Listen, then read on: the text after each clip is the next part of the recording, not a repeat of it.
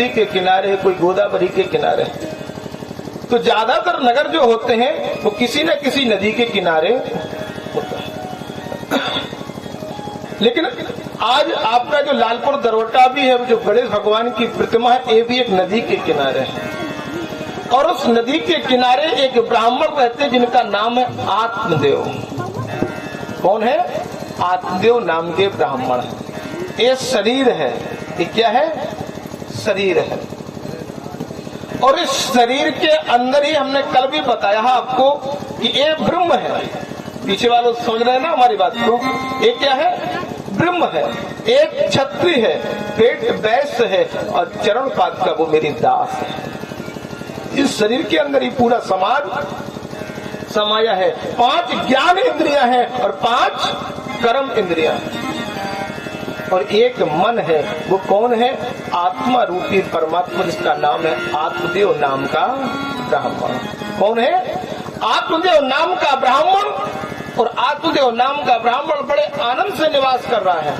पूरे नगरवासी उस ब्राह्मण की इज्जत करते हैं। बहुत बड़ा विद्वान है। जो आत्मा होती है, आत्मा की पूरा शरीर जो है ना, वो देख रेख करता है कि नहीं करता है। और जिस गांव में, जिस नगर में एक ब्राह्मण होता है तो उसकी चिंता हर व्यक्ति को रहती है। कोई भी शादी विवाह मंडप, कोई भी काम हो, अच्छा बुरा कोई भी काम हो, पंडित जी से पूछिए। सत्यनारायण की कथा करानी है, अमावस्या है, पंडित जी को नदी में स्नान करा दिया, बोलो राधे राधे। हाँ, तो हर काम ब्राह्मण से।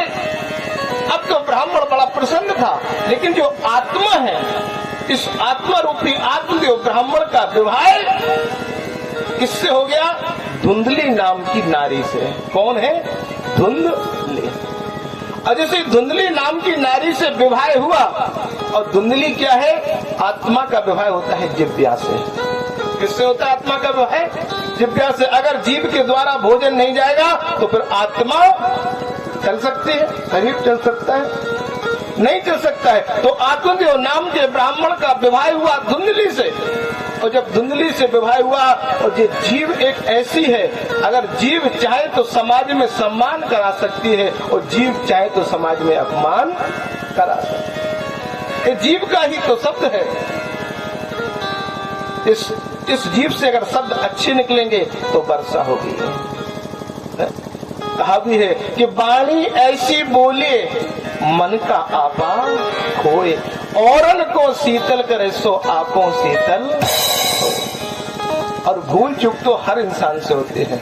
हम और आपसे अगर भूल हो जाए तो कोई दुख की बात है। आज आत्मदेव ब्राह्मण जिसका पूरे नगर में सम्मान, और आत्मदेव ब्राह्मण की जो नारी, उस नारी ने तो आत्मदेव ब्राह्मण से ईर्ष्या कर ली, क्योंकि वो जिव्या थी, कर्कशा वाणी बोलने वाली थी।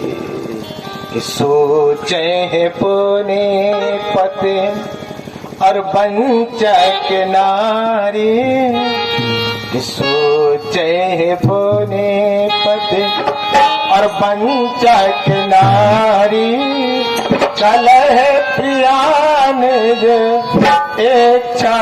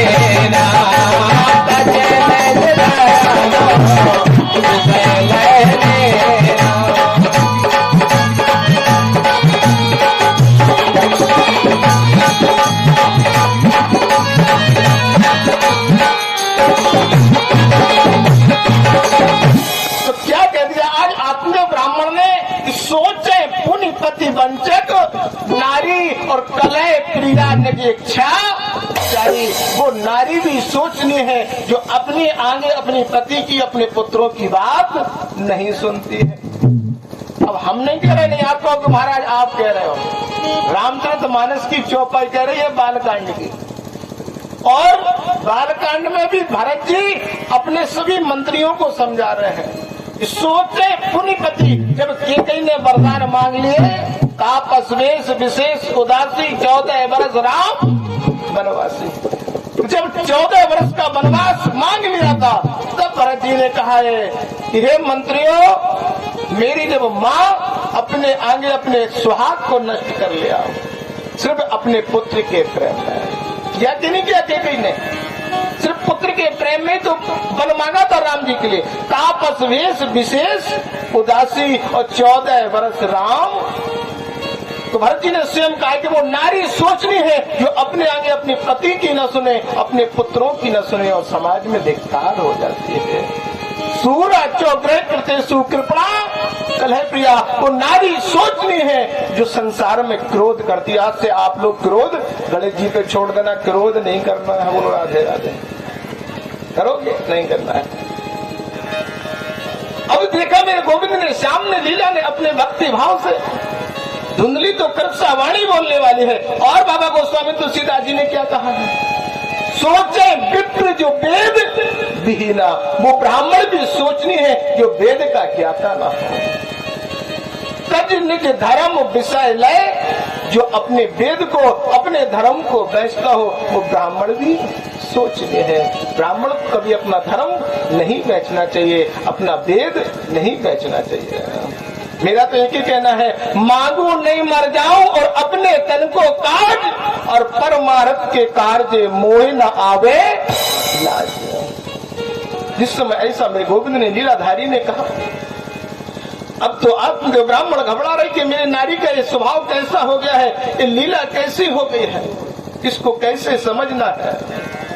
आत्मदेव ब्राह्मण ने धुंधली को बहुत समझाया, लेकिन धुंधली ने बात नहीं सुनी।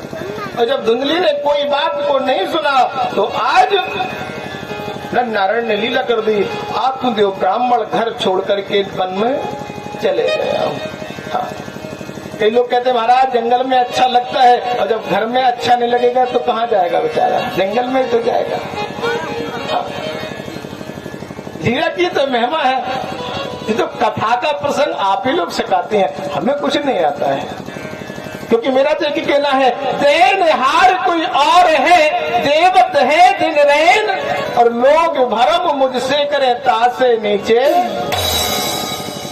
अब तो आत्मदेव ब्राह्मण ने कहा कि गांव की माताओं ने कह दिया, जब पत्नी लड़ रही है, तुम्हारी बात नहीं मान रही, तो जंगल में भजन करो गणेश जी के स्थान पे जाकर के। बोलो